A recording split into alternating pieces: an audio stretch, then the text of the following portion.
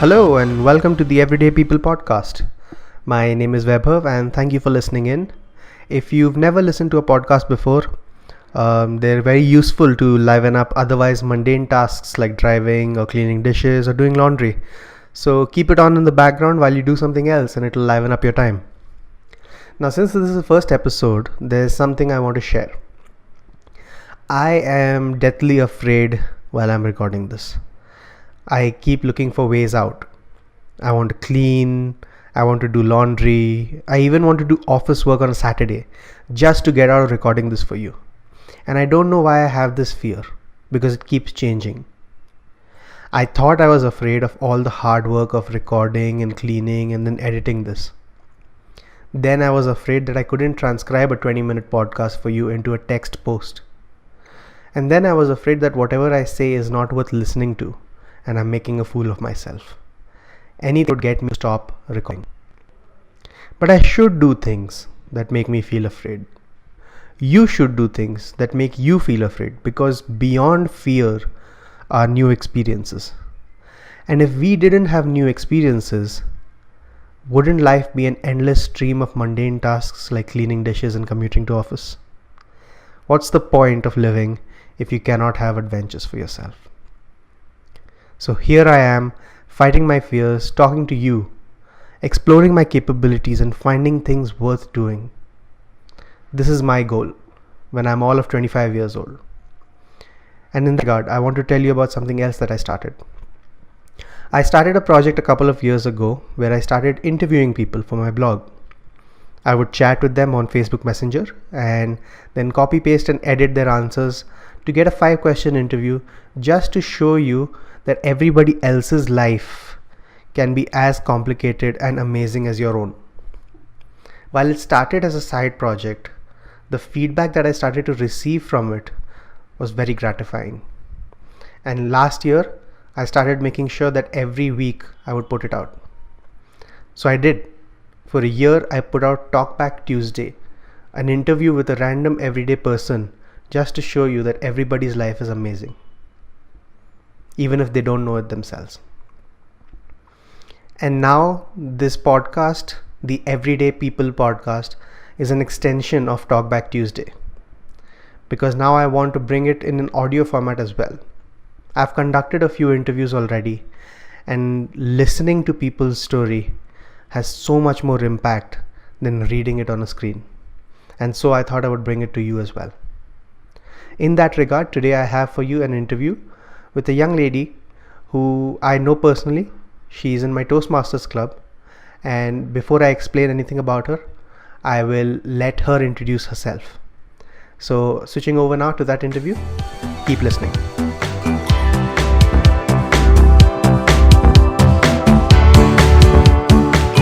Hello. Hi.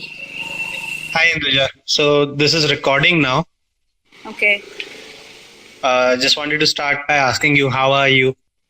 So, thank you very much for this opportunity, and I'm very good. And I'm in a regular weekend mode where I have had my heavy lunch and peaceful weekend evening now. Mm-hmm. Okay, Good, so all in all. okay, so I'll start then. My first question always is, who are you, what do you do, and what is your current side project? So by way of introduction to anybody who's going to listen to this, who are you, what do you do, and what is your current side project? Okay. Hi, I'm Indhujah, and I basically live in Bangalore, and I work for a MNC company. And in terms of what I'm doing, I basically don't keep myself idle. So on a regular basis, I work in a company, as I said, and during my free time, I do spend a lot of time in Toastmasters. Some of you may not be aware what is a Toastmaster. It is a kind of communication club, where you will not only develop your communication skills, but your leadership and other skills as well. Your social skill with in a public, And yeah, majorly I work in my company, and I work for a company, and I spend time in Toastmasters, and during my free classes I do take during my free time I do take other classes as well. And my side projects, I haven't started any projects so far, but I'm very much interested to have a startup in terms of food and beverage industry. Maybe a fast food counter, or a dessert counter, something like that. But basically in a fast food industry. That's about me. And Vaibhav is my. I met Vaibhav in Toastmasters, and one of my very good friend. Okay, so let's talk about your dream of sort of opening a food and beverage related business. Mm-hmm. Why particularly are you interested in the food industry, and what really gets you excited about this Okay. prospect of opening a store or a restaurant, or even like just a stall? Why particularly that? Okay, then I need to take you to my past, because my family during my education, maybe my 8th standard, during that time was not doing very good in financial status. So kind of we had to find some way to even help ourselves in our 3 times food. So Mm. when our family went to that situation, my mom, she's my inspiration. She stepped up and said that, okay, let me cook something at home, and my dad would go and distribute at shops, and I was supporting my mom completely. I don't remember studying in those days, but I was the topper in the class. I don't know how, but I was completely spending a lot of time with her. She used to make sweets, she used to make biryani parcels, then she used to make some sort of sugar candy type of sweets, various food items she used to do. And my dad used to distribute it in the market, and I I do work until, starting from cutting vegetables, or even preparing for the sweets, preparation work, and even weighing in a machine every 100 grams packing. I get into that level. I work until that level, and it was completely my family. We couldn't afford to hire a labor. So I feel that I was brought up in this environment, which is something that makes me very comfortable. And that how do I say, that food and beverage business helped our family to elevate from no food to a level where we were able to manage our expenditure monthly. After which, when we started to work, like, I have two more sisters, so when we all started working, we all have completed education and we started working. Then we stopped that business because my parents also were getting old. So I feel very comfortable, and I'm pretty sure food and beverage is an 80% successful industry, because nowadays quality is not majoritarily available in many shops, many restaurants. So if we give a very quality food without much of adulteration, or without much of expense, it will be successful, is what my thought. I've seen it from my childhood as well. Maybe it's a long answer, sure, but No, that's okay. So, that's what I would like to express. Yeah. okay, so does that mean that your work right now with the MNC is Uh-huh. temporary, and this is more of something that you would be happier doing? Definitely, because as I said, financially we are not doing very great. I need to find investment for my business, but hope my manager doesn't get to see this, see this interview. So maybe down the lane, another 5-6 years, or max 10 years, I would be out of IT industry. Definitely, I that see. I know. That's very nice. I mean, it's nice that you're working towards a definite goal. It's not many people who have that. So, moving on to my next question, let's talk about Toastmasters. Yeah. Why did you join Toastmasters? What do you get out of Toastmasters? And how has your Toastmasters journey been so far? Okay. Why did I join might be a little crazy answer. Go ahead. Because I was going through some politics at my office, in my team. I recently, that was my early periods in Oracle, and there was one person who was really irritating me to the nerves, and I couldn't take her anymore. Then I thought it is a newly joined company. I cannot move out again, and Oracle is the best company, which I don't want to move out for a single person and all. So I was going through some sort of how do I say uncomfortness in the office, and someone who sat next to me in my next cabin came up with ribbons every week, and his number of ribbons were raising. So basically, ribbon is something like a recognition that we get in a Toastmaster meeting in our club. So I felt, why shouldn't I try? This ribbon is very much motivating. So that's the reason I came for Toastmasters first, and then there are a couple of people who motivated me to continue. Someone like Ram Shivakumar, who was VP Education that time, and followed by another term, he was a president. He and I got very hand-picked friends in Toastmasters, just like I said, Vaibhav, then Chaitra, and a few more people whom I may not name now, but definitely I hold a love for them. So why Toastmasters? Why did I join Toastmasters? Because I was going through some sort of problem in my team. I came for a diversion, but what I got out of Toastmaster is something more than what I expected. I got good people around me. That is first thing I have to call out. Second thing is I started developing my confidence without my knowledge. I started believing in myself that yes, why not? Let's try something. We would be able to crack it. That sort of attitude I developed without my knowledge, and I'm sure I will continue doing it. Right. Yeah. So, okay. So, in that case, now taking your passion for the food and beverage industry and then taking your passion for Toastmasters, Mm-hmm. if you had to put those experiences together and give three pieces of advice to Mm-hmm. somebody, who's sort of looking to improve their life, what Mm-hmm. would your three pieces of advice be? Okay.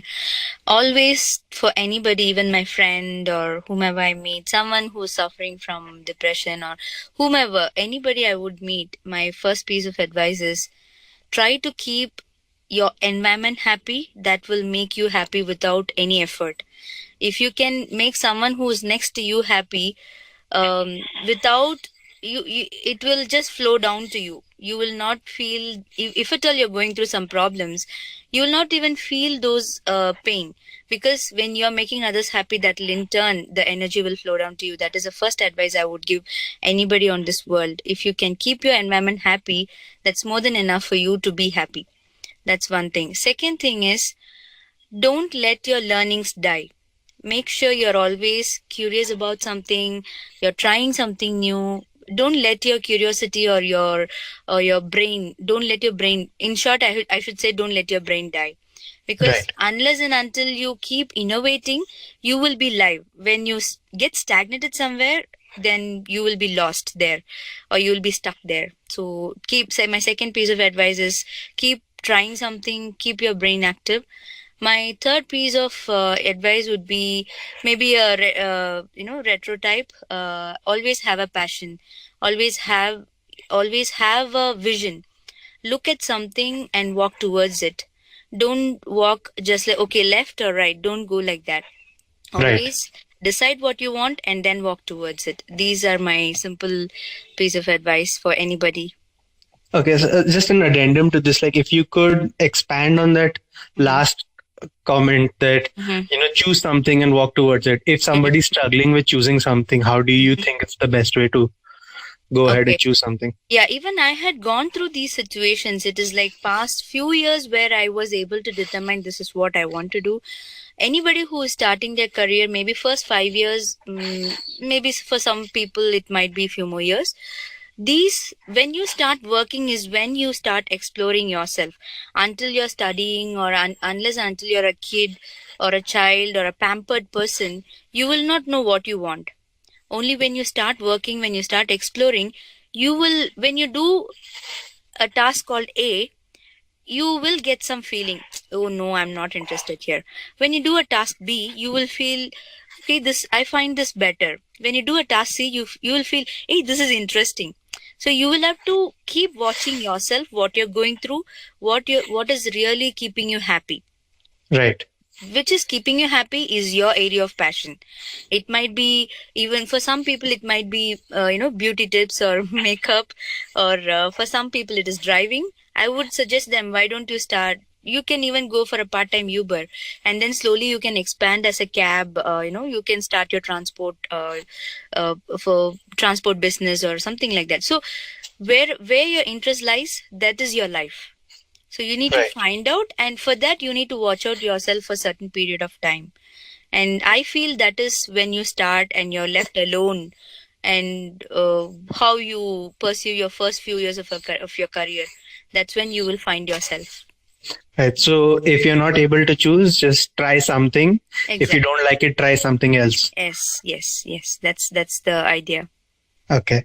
So here's my last question, Induja. Now, this last question is the advertising question. If you like to advertise something here, Mhm. you can. Like, if you want to advertise your club, you can. Otherwise, what can you? The question is, what can you leave the audience with?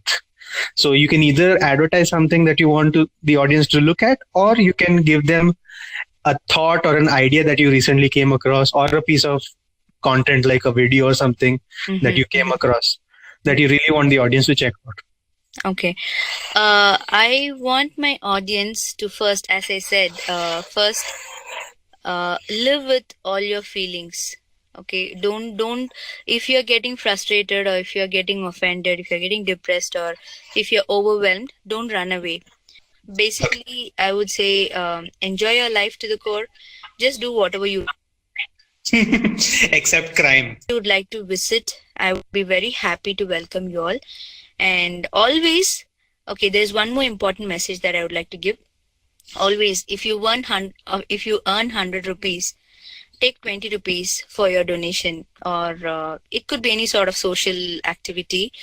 So always, budget your 20% of your earnings for social activities where you can afford for people who are in need, because that drive your life. If there's nothing for you to hold on in your life, at least you can feel that someone is happy because of you.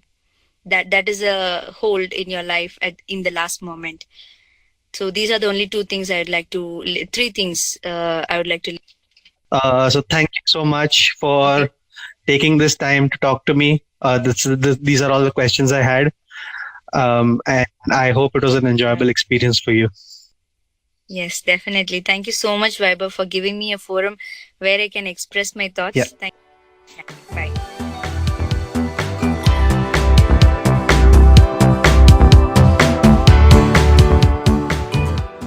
And that's it. That's the first episode of the Everyday People podcast. If you have any feedback for me, if you enjoyed the conversation, or if you have any improvements, please leave a comment wherever you're listening to this, and I will do my best to incorporate it and make this show as entertaining and enlightening for you as possible. Thank you again for listening, and I'll see you next time.